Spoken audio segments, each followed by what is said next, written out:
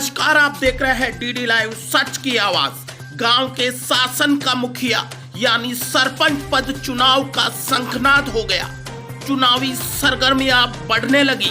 दातारामगढ़ तहसील की नवगठित ग्राम पंचायत राजपुरा नौसाल अनुसूचित जाति के लिए आरक्षित ग्राम पंचायत है। ग्राम पंचायत सरपंच पद के लिए एक नाम सामने आया है, कमलेश देवत।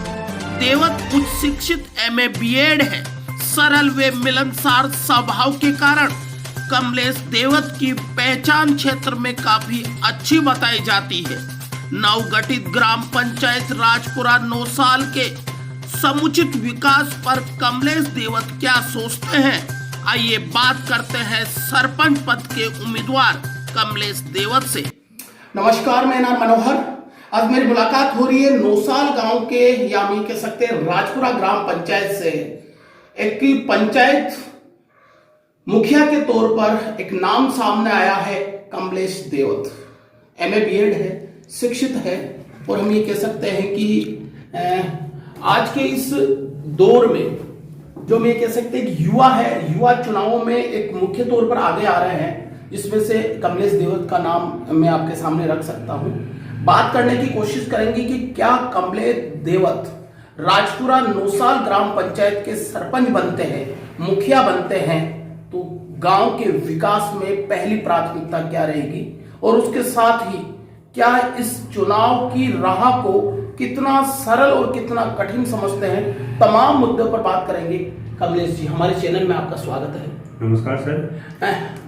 कमलेश जी, पंचायत चुनाव और पंचायत चुनाव में एक यूथ चुनाव लड़ रहा है। अक्सर देखा जाता है कि शेखावाटी स्पेशल दातारामगढ़ में यहाँ पर जातीयता की बात करें, यहाँ पर एक हम बात करें कि राजनीति की बात करें तो मजबूत सियासत होती है। अपने आप को कितना मजबूत मानते हो? बिल्कुल सर, जैसे हम बात करें तो इस क्षेत्र के अंदर जो एक राजपुरा जो पंचायत है, ये नवगठित पंचायत है। इसके अंदर यहाँ सबसे बड़ी समस्या जो है सर, यहाँ पानी, यातायात, शिक्षा, स्वास्थ्य, युवाओं के लिए रोजगार, ये इस क्षेत्र की सर सबसे बड़ी समस्याएं हैं। और मैं यदि मेरे को इस चुनाव में सफलता मिलती है तो मैं इस क्षेत्र के लोगों को विश्वास दिलाता हूँ कि इस क्षेत्र के अंदर शिक्षा, स्वास्थ्य, रोजगार, यातायात के लिए जैसे सड़कों, इन सब के अंदर में इस मेरी पंचायत को दातारामगढ़ तहसील ही नहीं, मेरी कोशिश ये रहेगी कि सिक्कर जिले की सबसे जो उच्चतम या सबसे विकास के अंदर हम बात करें तो सबसे टॉप पंचायतों में इसको मैं रखने की। कमलेश जी, जैसे मैंने देखा है कि किसानी एरिया है सारा, यहाँ पर किसान है, किसानों की एक पीड़ा है। अभी जैसे कोरोना में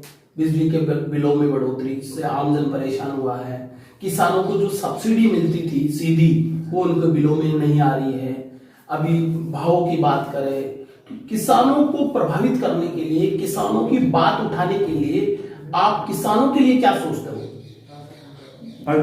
अभी देखा जा रहा है कि सर, जैसे मान लीजिए कि एक तो कोरोना काल जो चल रहा है, इसमें किसानों की कमर वैसे ही टूट चुकी, साथ ही बारिश का दौर रहा, किसानों की जो फसल थी अधिकतर फसल बारिश के दौर में नष्ट हो चुकी है। साथ ही सरकार के द्वारा अभी जो बिलों में जो दरें बढ़ाई जा रही है, इसके माध्यम से किसानों की कमर है वो टूट चुकी है।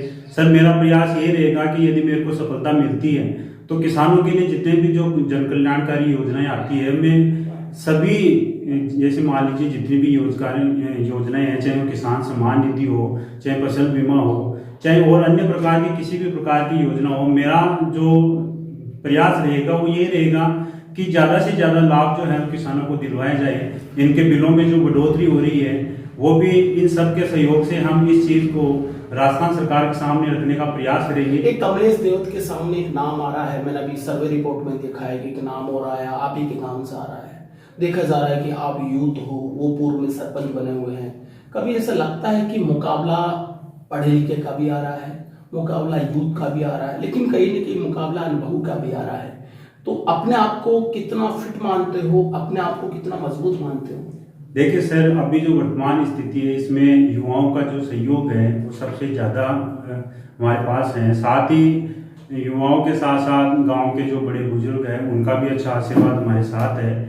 और साथ ही मैं बात करूंगा गांव की सभी माताओं बहनों उनका भी अच्छा सहयोग अभी हमारे पास है।